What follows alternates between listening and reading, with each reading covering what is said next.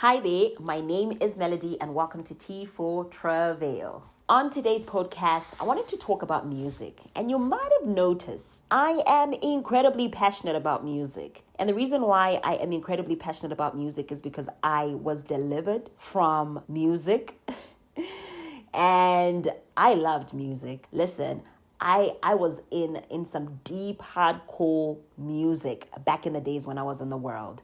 And one of the very first things that God actually delivered me from was my appetite and my connection and my ties with worldly music. That's why I'm very passionate about it. And you're going to notice that I'll do quite a few videos on music. Why? Because I know how much of a grip music has on people. In fact, one of my prior podcasts was on music. In fact, I'm going to put it right there, either that side or that side. But I want you to know, and I want you to start praying through your appetite when it comes to music. And today's video is from a TikToker that I bumped into, and I thought it was super profound. So I want you to listen to this, and I'll be back with the rest of my commentary. So Travis Scott planned on going to Egypt to do some mass show. However, the show supposedly got canceled because of strange rituals. Amazing how y'all forgot what happened not too long ago at Astroworld. The concert put on by Travis Scott where people said they felt like they were in hell, where the stage literally had a portal, and the portal said "see ya on the other side," where his shirt was telling us what that other side was. Blue people going into a door coming out as red people with horns on the demons, where people lost their lives, including a 9-year-old little boy. And y'all so quick to forget about this, huh? Travis said, I can't really do nothing in the US, so let's just go to Egypt and make it happen. Let's go to Egypt and do exactly what we did in Texas with this utopia trash. See, y'all see stuff like this and see art. Me, I search it out and look at the bigger picture. Down to your left, you'll see a big mouth as well.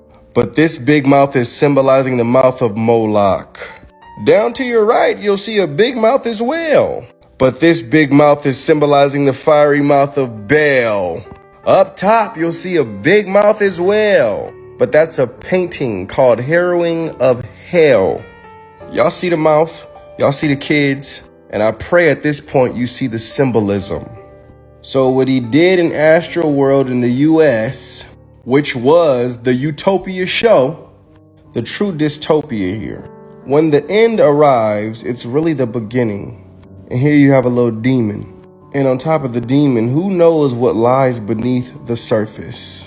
Boy, oh boy, am I the only one seeing this? Now I want this to be clear. I don't hate Travis Scott. I think he is also in deception. He is coming to so much agreement in darkness that at this point, he just doesn't know where light is. And I just want to bring warning to the people listening to his music and warning to the people going to his shows. When you do that, you are also coming into agreement with the spirits that he's coming to agreement with. Your eyes and your ears are portals. And when you listen and watch people like this, you are opening your portals. So take heed to this message because you've been told, you've been warned. Stop listening to these satanic artists. It's time for the kingdom of darkness to fall and the kingdom of God to rise. Good morning, everybody. It's 6:22 a.m. in South Africa. It's the 12th of August. Just woke up to do some editing so I can upload this video on YouTube. You're going to find it online today.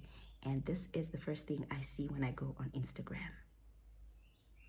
People that came into partnership with the exact same person that we're talking about. Let he that has ears hear what the Spirit is saying. Now back to my past recording. Once again, we have a person that is revealing to us what many of us know and what many of us probably are trying to grapple with. Many of us are struggling to embrace, and what many of us, God has already been telling us concerning music. Music is highly spiritual.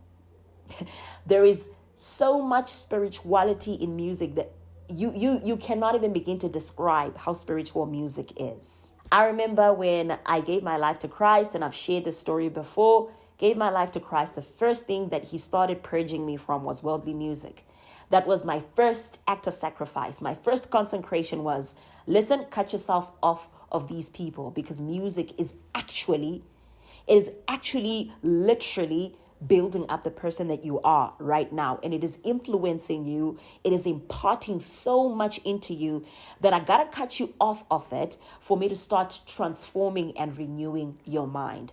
I might be talking to a lot of people right now who are watching this, and you're saying, listen, Mal, I think you're just becoming a little too much. Listen, Mal, you should stop it with talking about music. Listen, Mal, I can listen to whatever I want and I can still serve and worship God.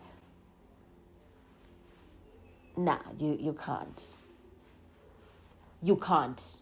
Music is very spiritual. And I'm praying that there is an awakening that begins to take place in our generation, where people begin to truly understand the power of music. They truly begin to understand the power music has to program a person's personality, a person's character, the way a person shows up in the world. Many of you don't even know this, but your spiritual mothers are in the music scene right now. The person that you worship the most in music, the person that you celebrate the most in music, is the person that is actually literally forming your worldview and your ideological perspective. And it's not from the Bible. It's from the person that you enjoy the most, that you listen to the most when you're cooking, when you're studying, when you're reading, when you're stressed, when you're heartbroken. Who do you run to? Do you run to God?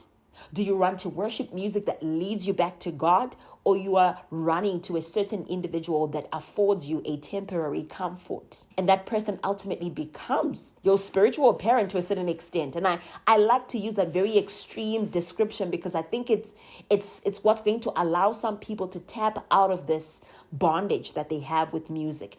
Music is highly spiritual. There's a lot of symbolism in many of our worldly music, and we don't know this, but we're actually worshiping devils through music. I'm hoping that this video has given you a little bit of perspective, and that it's opened up a certain clogged eye that the enemy might have veiled.